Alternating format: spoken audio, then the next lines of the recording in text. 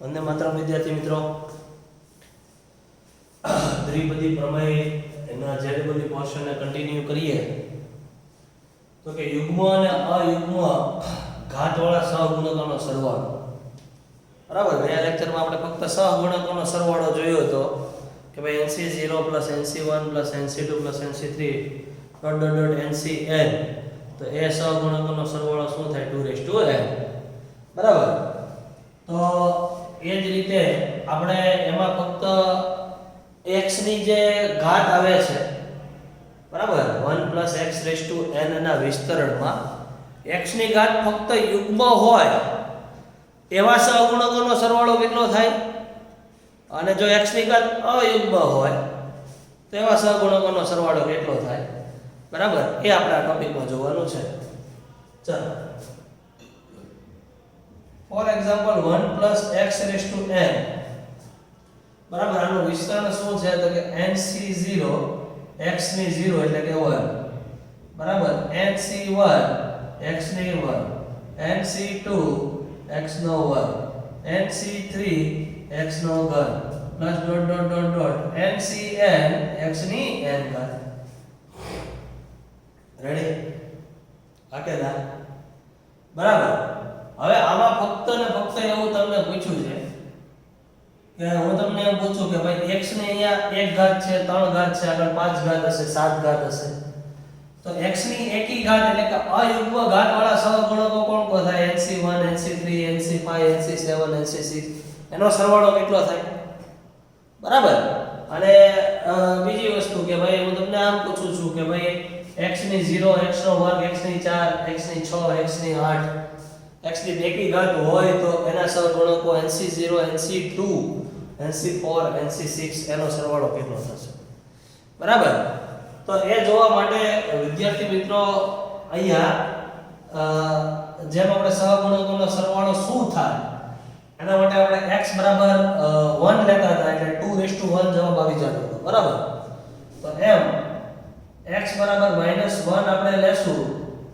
બરાબર આપણને એના અયુગ્મ અને યુગ્મ ઘાત વાળા સહગુણકોનો સરવાળો મળશે બંને બાજુ મૂકી દો x બરાબર -1 પ્લસ x છે બરાબર એ -1 અહીંયા nc0 અહીં x ની જગ્યાએ -1 આવે x ની એક ઘાત છે અને જ્યાં x ની અયુગ્મ એકી ઘાત હશે બરાબર ઈ -12 કાઢશે એટલે પ્લસ માઈનસ માઈનસ થઈ જશે અને જ્યાં x ની બેકી ઘાત હશે 2 4 6 8 બરાબર ત્યાં જે માઈનસ છે એ શું થઈ જશે પ્લસ બરાબર એટલે કે અહીંયા એકી ઘાત છે બરાબર એટલે આ થઈ જશે -nc1 બરાબર સિમ્પલ ટૂંકમાં લખી દઉં તો જો અહીંયા -1 ની 1 બરાબર પ્લસ nc2 -1 નો વર્ગ પ્લસ nc3 -1 નો ઘન પ્લસ nc4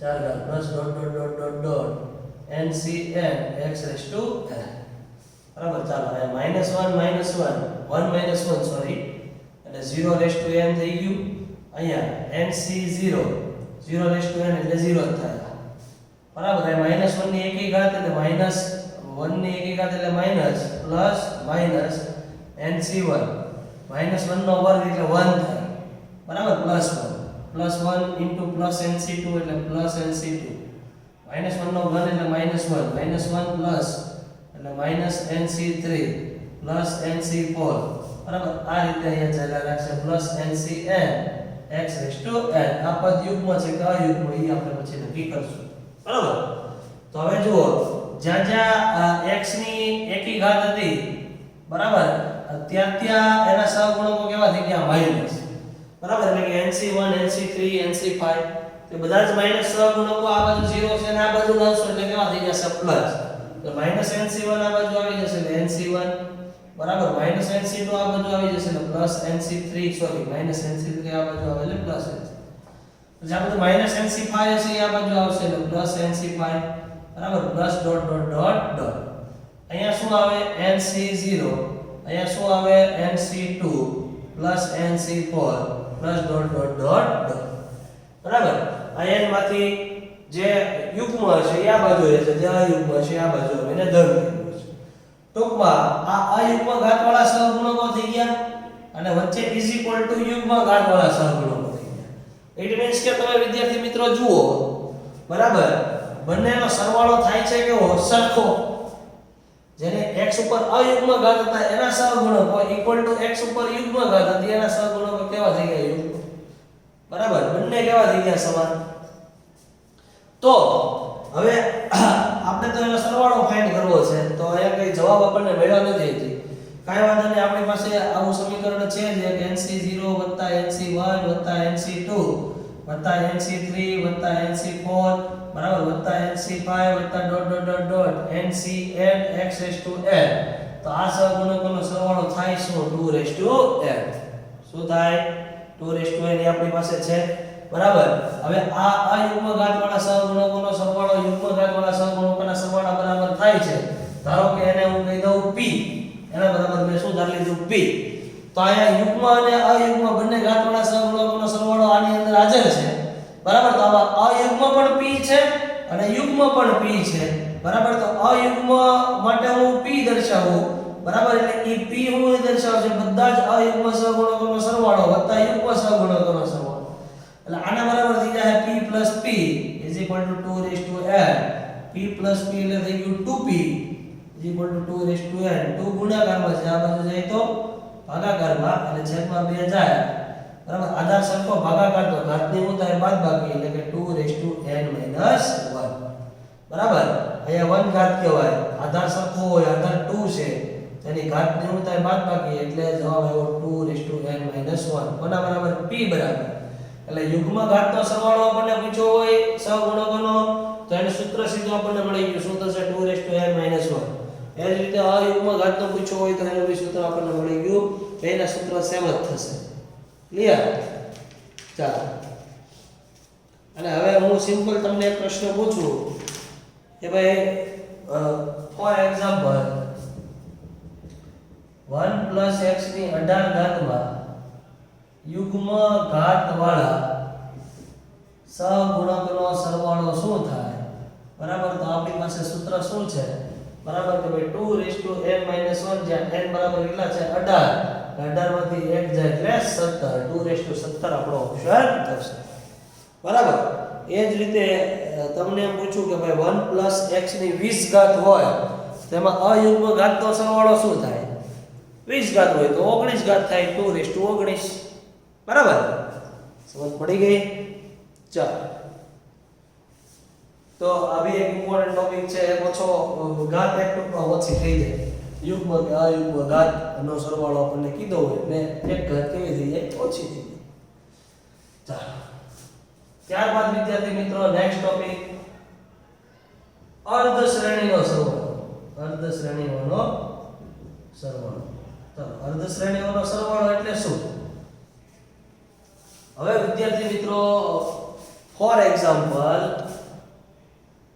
અર્ધ શ્રેણીઓનો સરવાળો એટલે કે ફોર એક્ઝામ્પલ અર્ધ શ્રેણીના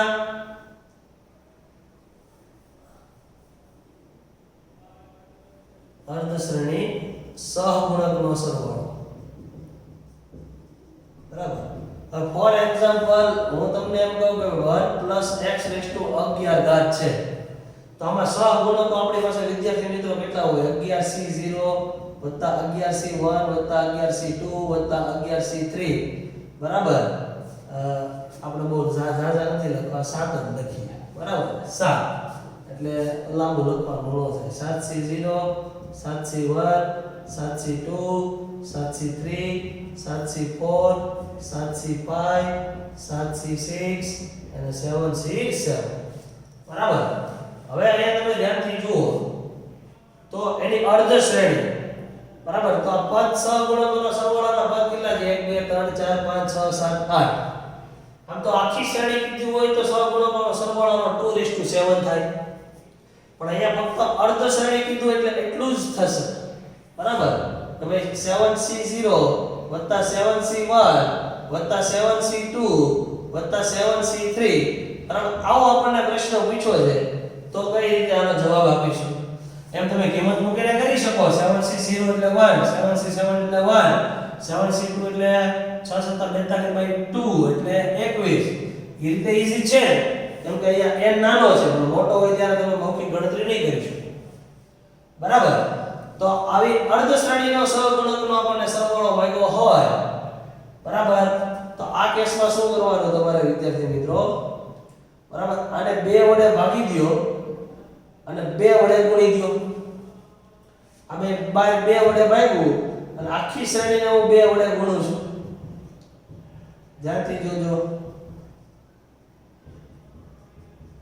આખી શ્રેણી એટલે બાય 1/2 * 2 એટલે 1 જ થયું હવે 2 જે ગુણાકારમાં છે એને અંદર મોકલી દો તો આ 2 * 7c0 2 * 7c1 2 * 7c2 અને 2 * 7c3 આવું થાય બરાબર હવે સ્પીડી આપણે અર્ધ શ્રેણીનો સરવાળો મેળવવાની આ રીત જોઈએ છે કે 2 વડે ગુણી દો 2 વડે ભાગી દો બરાબર હવે જુઓ ચાલો હવે 7c0 છે વિદ્યાર્થી મિત્રો કેટલી વખત છે 2 વખત એટલે 7c0 + 7c0 આમ 2 વખત હું લખી શકું ઉપર નીચે લખ્યું છે સાઈડની જગ્યાએ તમને સમજાવવા બરાબર એટલે 2 વખત અલગ કરી દીધા 2 વખત 7c1 છે એટલે 7c1 + 7c1 2 વખત થઈ ગયું વત્તા 7c2 + 7c2 2 વખત છે વત્તા 7c3 + 7c3 2 વખત છે બધા 2 વખત થઈ ગયા જો આ કેડા ચાલ તો અહીંયા શું થશે 1/2 7c0 વત્તા આ જે 7c0 છે બરાબર એની 7c0 ની કિંમત કોના બરાબર થાય 7c 7 - 0 બરાબર એટલે કે 7c 7 બરાબર આપણું સૂત્ર છે ને NCR = NCN - R બંને કેવા થાય સમાન કિંમત સરખી આવે એ જ રીતે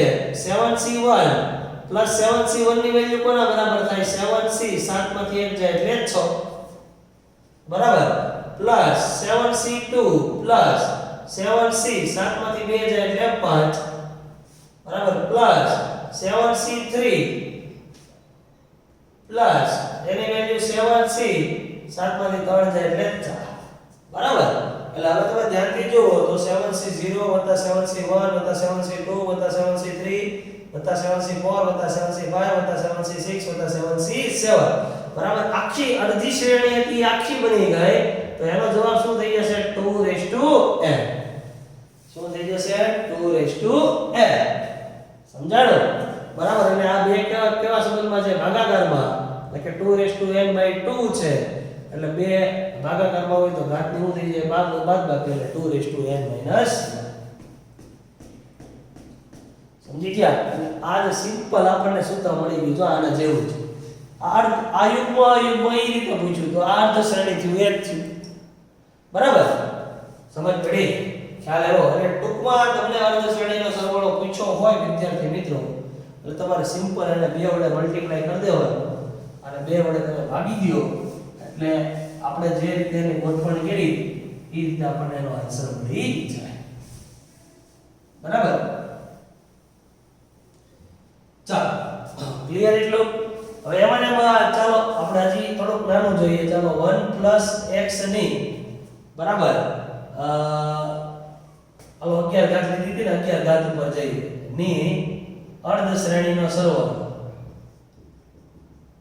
આમ તો સૂત્ર મુજબ શું સીધું લખી દો 2n - 1 છે એટલે 2 * 11 - 1 એટલે 2 * 10 આપણો શું થઈ ગયો આન્સર બરાબર અને રીત મુજબ જવું હોય અર્ધ શ્રેણી ઉપર 11 ઘાત છે એટલે 12 પદ થશે 12 પદની અડધી શ્રેણી એટલે 6 પદ એટલે કે 11c0 + 11c1 + 11c2 + 11c3 + 11c4 ને + 11c5 1 2 3 4 5 6 પદ થઈ ગયા અડધી શ્રેણી બરાબર હવે 2 વડે ગુણો અને 2 વડે ભાગો 2 વડે ભાગ દીધું 2 વડે બધા ગુણી ગયો એટલે 11c0 2 * 11c1 + 2 * 11c2 + 2 * 11c3 + 2 * 11c4 + 2 * 11c5 બરાબર ચાલ તો હવે આ 11c0 ને 11c0 વત્તા 11c0 કહેવાય પણ 11c11 લખી શકાય યસ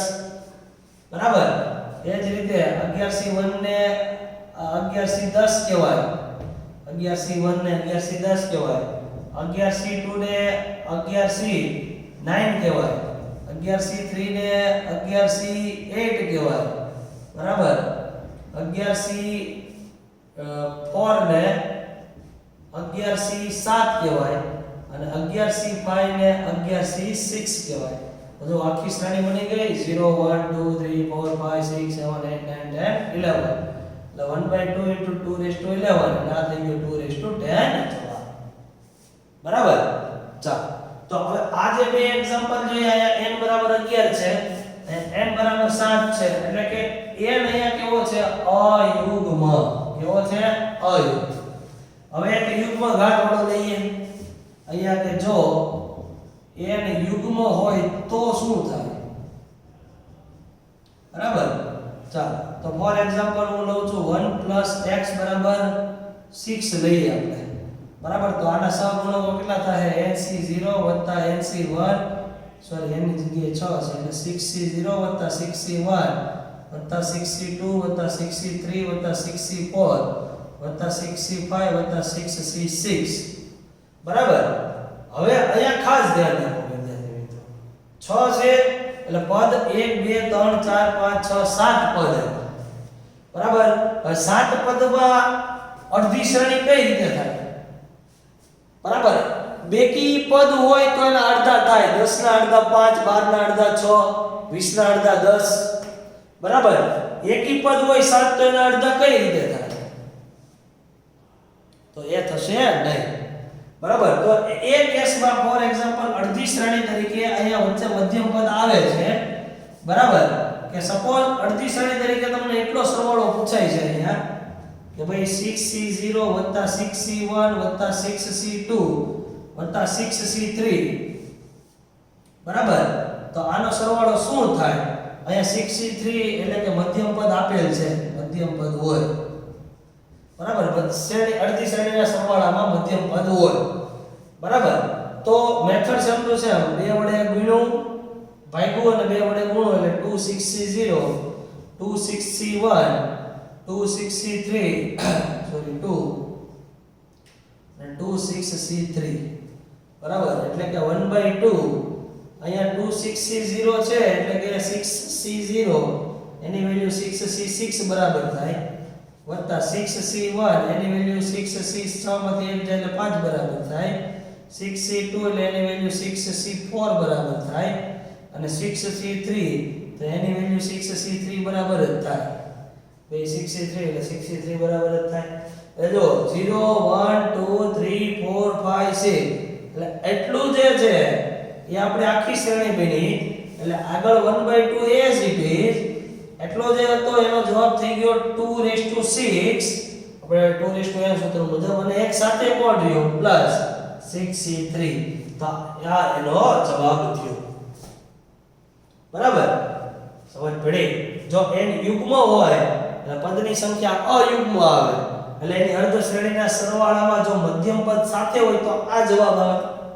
અને વિદ્યાર્થી મિત્રો જો મધ્યમ પદ ન હોય, બરાબર, એટલે કે for example 6c0 + 6c1 + 6c2 એટલા નો જ આપણને સરવાળો પૂછ્યો હોય, બરાબર, અને મધ્યમ પદ ન હોય, બરાબર, તો શું કરવાનું? ચલો સેમ મેથડ થી 2 વડે ભાગ્યો અને 2 વડે ગુણો એટલે 2 * 6c0 2 * 6c1 અને 2 * 6c2 આવું થાય. ચાલો તો 1/2 તો આ 6c0 + 6c0 બે વખત છે.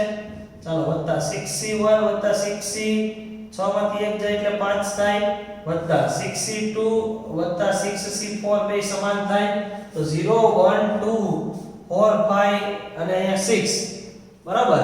તો આ કેસમાં 6c3 નથી તો આ કેસમાં આપણે 6c3 એડ કરવો પડે, બરાબર, અને 6c3 શું કરવો પડે? 12. એટલે મધ્યમ પદ આપણે ટૂંકમાં ઉમેર્યું છે ઘટતું તો ઈ શું કર્યું? 12. અને હવે આખી આવડી આ શ્રેણી બની ગઈ અને એનો જવાબ થઈ જશે 1/2, બરાબર, 2^6 અને -6c3. બરાબર. એટલે કે જો અર્ધ શ્રેણીનો સરવાળો પૂછ્યો હોય અને મધ્યમ પદ આપેલો હોય તો જવાબમાં મધ્યમ પદ પ્લસ તરીકે આવે અને મધ્યમ પદ ન આપેલું હોય તો જવાબમાં મધ્યમ પદ માઈનસ તરીકે આવે. એટલો ફરક. બરાબર, ચાલો સમજ પડી ગઈ. તો ખાસ n અયુગ્મ અને યુગ્મ હોય, બરાબર, આ નોટ ડાઉન કરી લેજો. એટલે આ રીતના એનો આન્સર આવતો હોય છે. એટલે હવે આમાં હું તમને આગળ એક એક્ઝામ્પલ પૂછું. ફોર એક્ઝામ્પલ કે ભાઈ 1 પ્લસ x ની 8 ઘાત હોય, બરાબર, તો એમાં 8c0, બરાબર, 8c1 9 પદ થાય ને કુલ. 9 ના અડધા 4 પદ અને એક મધ્યમ પદ આ સરવાળા તરીકે આપ્યું છે આપણને, બરાબર. તો આનો સરવાળો શું થાય? 1/2, બરાબર, 2^8 આ મધ્યમ પદ આપેલ છે. એટલે મધ્યમ પદ અહીંયા શું થશે? સરવાળામાં એડ થશે, બરાબર. અને એ જ રીતે જો 8c0 8c1 8c2, અહીંયા સોરી અહીંયા 3 આવશે અને અહીંયા 4 આવશે, એટલે અહીંયા 8c4 આવશે, બરાબર. અને +8c3, બરાબર. મધ્યમ પદ હવે આપેલું ન હોય તો 1/2 2^8 માંથી 8c4 શું કરવો પડે? બરાબર છે, સમજ પડી. તો આ રીતના શ્રેણી અને અર્ધ શ્રેણીના સરવાળા હોય છે, બરાબર. એક દાખલો આપું છું, જાતે કરજો કે સિગ્મા r બરાબર 0 થી 7 15cr, આનો આન્સર તમારે ફાઇન્ડ કરવાનો રહેશે, બરાબર. તો આ સાથે આપણે આ ટોપિકને પૂર્ણ કરીએ છીએ, બરાબર. અહીંયા દ્વિપદી પ્રમેયના બધા જ ટોપિક કવર થઈ ગયા છે, બરાબર. હવે આપણે નેક્સ્ટ જે કન્સેપ્ટ હશે નેક્સ્ટ લેક્ચરમાં જોશું. વંદે માતરમ.